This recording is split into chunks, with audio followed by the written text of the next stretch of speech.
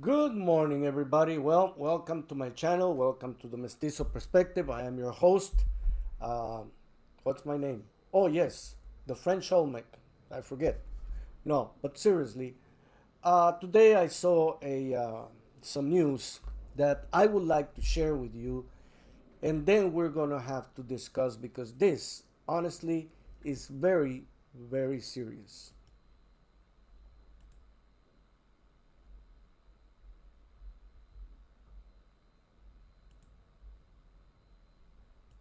A 69-year-old Army veteran. Kerry was a Trump supporter, but he was a patriot first. And he was a strong believer in freedom of speech. And when people would approach him and give him any guff over his opinions, he didn't let it get under his skin. He would just say they're entitled to their free speech just like I am. Kerry died from his injuries Sunday night after being attacked last week outside of his Escondido home. Known for its large American flag displays and supporting President Donald Trump. If you don't agree, it doesn't give you the right to vandalize or do violence, and that goes both sides. Thank you. There's too much violence, so it's just... So, the right always gets up. They get up in arms about, hey, somebody got pissed off and they beat up on one of our guys. And all of a sudden, this is violence, which it is. And before we go any further, no, I do not condone violence. I understand it. And I can see when it's coming and why it's coming. So, the problem we have is that MAGA, Trump supporters, are supporting a violent man, a man who believes that you should blow up a boat in the middle of the water, independent of what evidence you have that they have drugs or that they are violent in any way, shape, or form. It's just, hey, just blow him up. We don't like Iran, let's just blow it up. We don't like immigrants, let's just kidnap the family, send them. See, you believe, MAGA, you believe in a cruel man that believes in violence.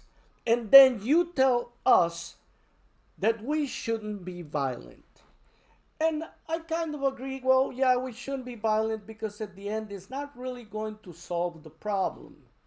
But I do understand that you support a man who could have, in some families, wrestled away in a cruel way their father, their mother, their grandmother, their children. They're going to be angry. And they're going to be looking at you as the root cause of that violence that was enacted upon them. See, this is the dumbness or the lack of care that these I don't know, I guess MAGA people live in a bubble where they don't care about anything that happens until it happens to them.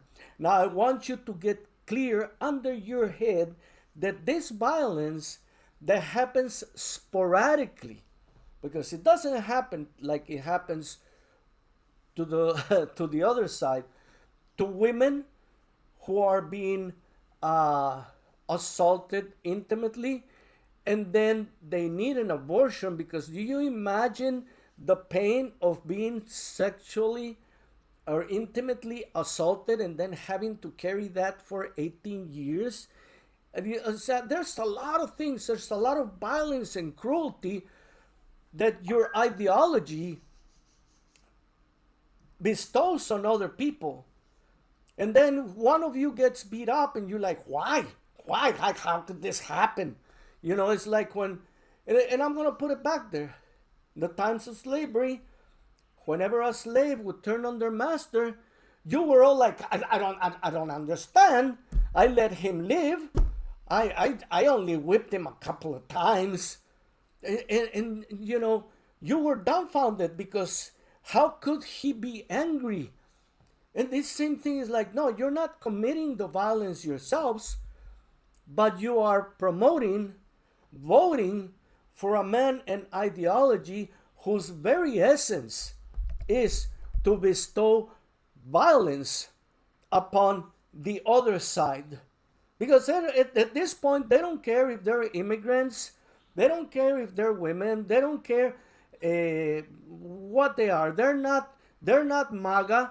Let's put some violence upon them. That's what President Trump is doing. That's the environment he's creating. And if you're blind to it, it's because you don't want to see it. And it's kind of like me saying, well, I don't like boxing, but I support Muhammad Ali. I already took a side with a man who lives by violence. So my statement that I don't like violence is null and void.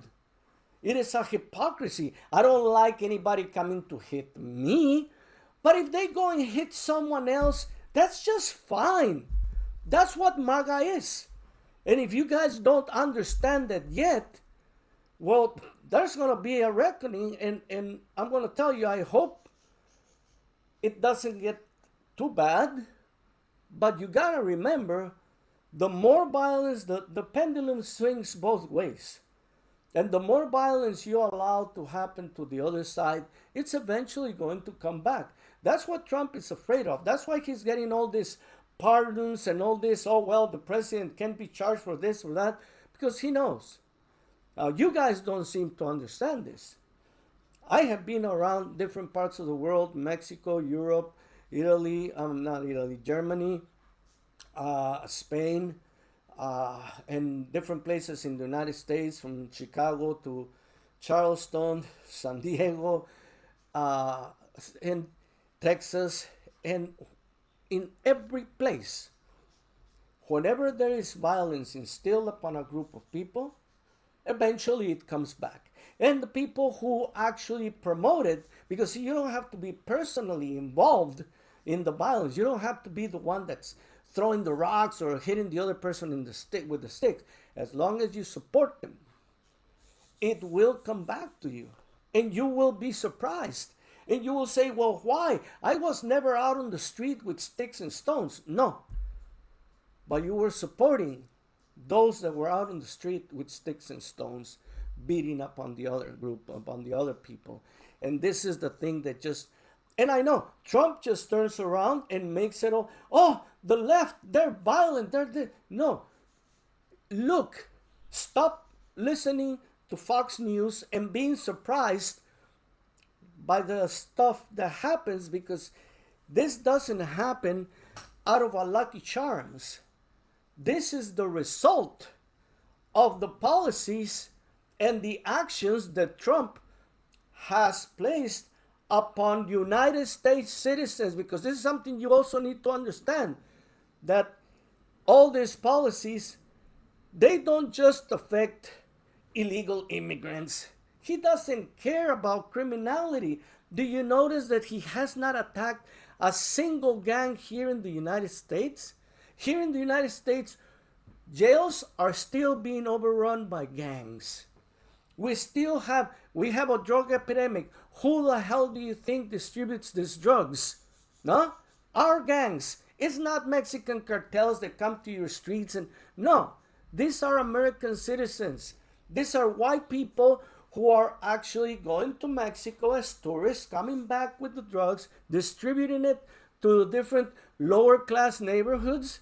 Okay, because when you cross the border, if you're Hispanic or black, they're going to turn you inside out, and they're going to see, man, you have a nickel, let's cut it in half because there might be drugs in there. But if you're white, they're just like, oh yeah, okay, go ahead. So they know who members of white gangs are going to Mexico, getting the drugs, bringing them back here, distributing it to the minorities, and then what happens? Okay, minorities get caught in jail. Well, they shouldn't do that. Well, yeah, But the problem is that the root cause of the problem is not being addressed by the president. It's not really in Mexico. The problem is here in the United States. And he does not want to address it. Because a lot of people are making buku bucks out of it. Okay, the drug industry is now a $160 billion industry.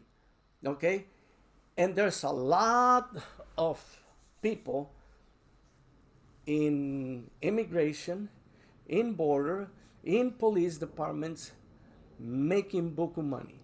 Okay, they are usually just like PDFs. They are the most decent. They are the best people that everybody talks so well about. Okay, I've seen this kind of people. Okay, I've walked amongst them, not dealt with them, I wasn't friends with them, but I've met this kind of people. They're the high morality. Oh my God, this guy's one step away from Jesus Christ. Yeah, yeah, tell me about it. But you guys look away, and as soon as Trump says that there's millions of illegal criminals, and you'll go for it, and you support this man who irrationally, illogically, without any evidence, creates violence for our country. And then you're like, well, we shouldn't have violence on either side. Then why do you support a man who actually, by his rhetoric, creates violence? Why? Come on, talk to yourselves. Say, why do I support Trump? Because of his money? Or because I think he's going to make, I think he's going to make the country better. Really? By splitting us in half? By making you as a Republican hate Democrats? Democrats are United States citizens too. They have a different ideology, but they're also United States citizens. Yet Trump calls them Democrats, all sorts of names. Okay, creating, of course, an environment of violence. Of, hey, yeah, they're idiots, they're communists, they're anti-patriots. He calls them also, which one of the biggest things is calling them anti-patriots. You know, they hate America, really? You know, this is the kind of rhetoric that the most peaceful MAGAs might say, well, you know, he's just talking. But there are many amongst you who do believe in escalating his words into violence, who now believe that half the country hates the United States. Why? You know why? So that you won't look at the billionaires that are sitting around Trump's table, kissing his feet, because he wants to climb up. You know, he started as a, you know, in the 20% with $3 billion. He's trying to climb up to the 10%. To the 5%, you know, he's now got $7 billion, and he, believe me, he wants to make it to the 1%, and he's gonna make it on my head, on your head, on anybody's head, and you keep on supporting him. We had a president like that in Mexico, or well, they had a president like that in Mexico, and when he got out, he stole millions of dollars in gold. And everybody was surprised. They were unable to see the same pattern that Trump is carrying on here. The same freaking pattern. But yet you're all, no, this is about peace. No, you can't have peace if you're supporting a violent man. And that's what he's counting on, because we're human. If you're going to deny me or any of my family the right to exist rhetorically, because you're not violently coming after me, you're just voting into power people who will come after me, of course, at some point I would turn violent too. Okay? So stop being surprised and start acting like you understand that Trump is the most divisive, most destructive force against the United States that we have ever had. Because what it's doing is tearing us apart. I don't hate you.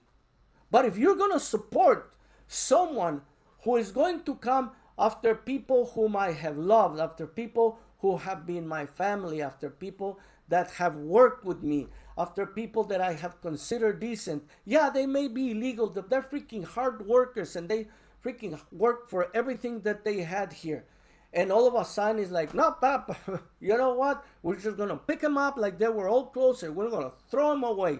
You think that that is going to create a peaceful environment? Come on. Let's be smarter than that.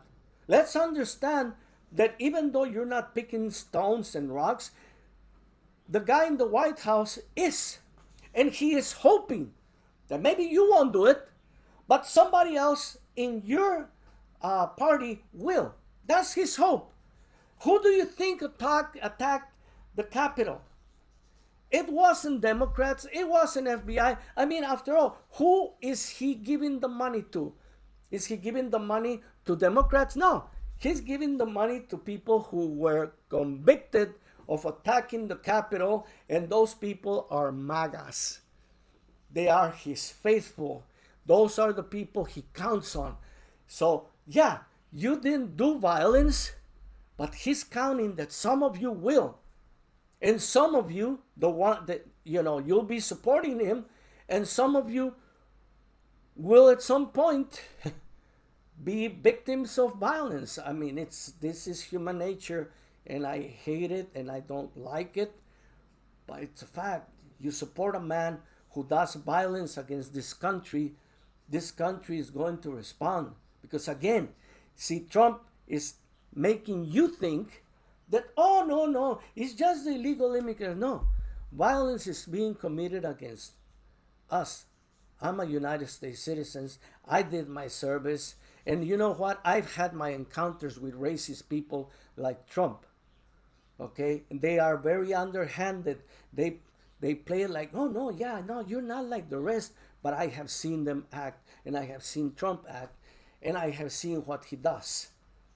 He creates, no, I'm just talking. No, you're not just talking.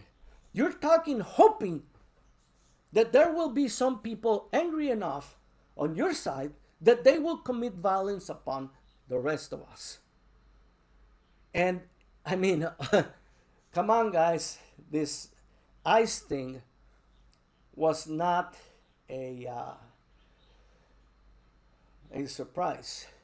This was a methodical commission of violence upon United States citizens and the people that they love, the people that we have worked alongside. If you can't see that, I'm sorry, but then, there's, if a car is coming downhill and I try to stop it, I'm going to get run over. I got to get out of the way. That's, if I have another car, I guess I throw the car at it and hope they stop. But the fact of the matter is that violence begets violence. And Trump has thrown violence at us, hoping, as it has happened, that some of you will react with violence. And every time that something happens, because I'm not even sure about the guy that attacked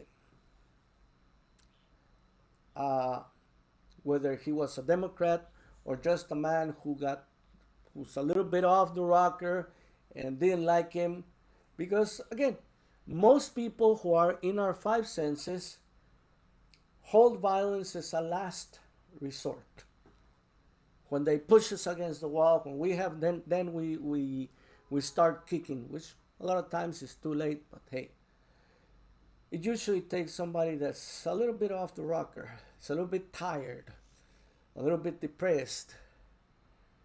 But see, those are the people that Trump is counting on. So you will get angry about, oh, they got angry, now we gotta get more angry. No. That's not the answer. The answer is stop supporting a violent man. Because the only The only product he has is violence and cruelty. That's the only product that he brings to the table. He, I mean, he has not been able to. Do you have better health care? Has your salary increased significantly to where, hey, you know what? I can all of a sudden buy myself 2 or 3 houses just because Trump came into being? No. Okay, you are in essentially the same economical situation you were when he came in. Nothing has changed. Nothing is going to change. The only thing that's going to change is that if he leaves, because he's already 80, he might not make it, but there's a lot of pressure in the presidency. If he makes it, he's going to come out with 10 or 15 billion dollars, and nobody's going to know where he got him from. Okay, except we do know. You don't want to see it, that's fine, but he's going to get that out of his presidency. Okay, that's what he's looking for. He's looking to be part of the 1%. And the way he's going, if we don't stop him in November, if you guys don't change course in November, he's going to make it. And he's going to make it with your money, with my money, by creating violence all around the world. And people are going to be too confused. And guess what? The Epstein files, thing of the past. And they're going to say, well, they said he was a criminal, but there was never any evidence. Well, yes, there is. He's just working on destroying it. So let's be honest, guys. Okay? I don't like violence. I had my time as a young man to do my testosterone thing and all this. I'm old enough, and most of us, I think, are old enough to understand that violence doesn't really solve any problems. But then, let's be smart enough to understand when we have an idiot, a violent idiot in the White House, and stop supporting him, kick him out. He is destroying our country. I don't know how many colors. I mean, you're just listening to Fox and what, this is the thing. When I was younger, I was told, a resume or a presentation is something you can make look as you want. There was a really violent man. What was his name? Let me look it up. I'm going to now read to you guys the resume of a very cruel person. Okay? But you'll see what you can do with words. And this is what Fox does to a lot of their listeners. We're talking about a visionary chief executive officer and founder with a proven track record of scaling an empire from a regional startup into the world's largest contiguous landmass enterprise. Demonstrated expertise in market consolidation, merit-based talent management, and international trade infrastructure development. Now, let me ask you, does that sound like a murderous, violent person who did not respect women or children? Does he? Well, that's the resume that you would present for Genghis Khan. I think everybody remembers it was a murderous conqueror that just went all around back in, Asia or Russia, China, around there. And he did immeasurable cruel things to all of the people around him. Now, he did something great. Really? Did he actually do something great? I mean, is this what you think is going to take? You need someone like Genghis Khan in the United States? But remember, all of these people eventually, the thing they create buckles and falls down. Okay? So you are all dreaming about Trump being some kind of warrior, but see, there's a difference. Genghis Khan was a warrior. Trump is not a warrior. Trump is a wimp. He's a con man. And you're never gonna get a big kingdom built around a con man. It's gonna fall down just like dominoes do. So, apart from that, I want you all to understand that, yeah, I agree, we shouldn't have violence. But if you want to stop the violence, you got to stop your guy. Because your guy, the root cause of all of this violence is Trump. Tell me, how much violence did we have during Obama, during Bush, during Clinton, during the Bush's father? How much violence did we actually have?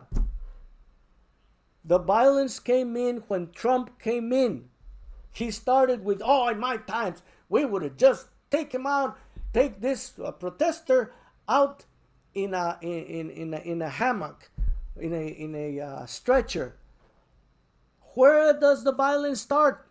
Ask yourselves. Look at it. The violence starts at the rhetoric and the hope that some of you will follow the rhetoric. And that's what Trump is banking on.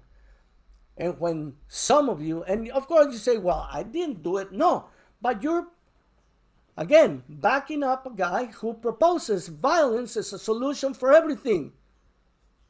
What do you expect to happen to the United States? I hope we have peace. I hope you guys really see through to understand that you have to stop the violence at the root, at the rhetoric. If you cannot have a man in the White House who speaks of peace, you can't have peace. Because you guys, your followers, will go ahead and listen to what he's saying. And they'll go ahead and continue with the violence. And that's going to come back. And you're going to be walking down the street saying, well, I haven't committed any violence. No, you haven't. But that's not the way nature works. I'm sorry. You support a man who thrives on cruelty and violence, it's going to rain upon you at some point in time. It's going to rain upon others mostly, but it's going to rain upon you as well. Be wise. Be smart. Do not continue providing support to a man who believes in violence and cruelty. So these things can actually stop from happening. This is not about free speech. This is about not being able to go outside your house and threaten somebody else. Because that's what Trump does. He threatens and he commits violence on others in your name. Because he says that he was given the mandate. From whom? From you guys. He says it's from you guys. That all his violence comes from you guys. So understand this. Connect the dots. They come from him and say, no, hey, these are the people that told me that I should commit violence upon you. And he divides the country in half. Because that's what he wants. He thrives on violence and cruelty. If you don't, then you got to stop supporting a man who thrives on violence and cruelty. Because this is not about free speech. This is about threatening other people's existence. Thank you for your time. I'll see you on the next one.